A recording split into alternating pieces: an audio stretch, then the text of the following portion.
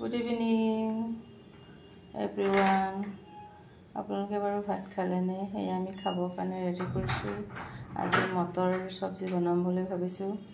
এয়া মটৰ লৈছোঁ, জলকীয়া দুটা লৈছোঁ আৰু এয়া পনীৰ, আলু 3টা আৰু আদা নহৰু আৰু পিঁয়াজ 2টা, বিলাহী 2টা। সেয়া আজি ৰাতিৰ আহাৰৰ বাবে ৰেডি কৰিছোঁ বনাবৰ কাৰণে।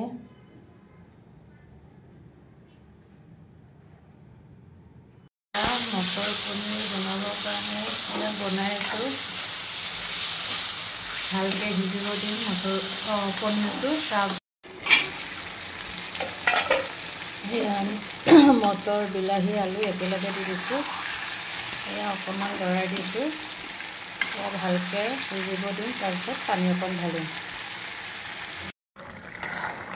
এয়া আমাৰ মটৰ চব্জি পনীৰ হৈ গ'ল।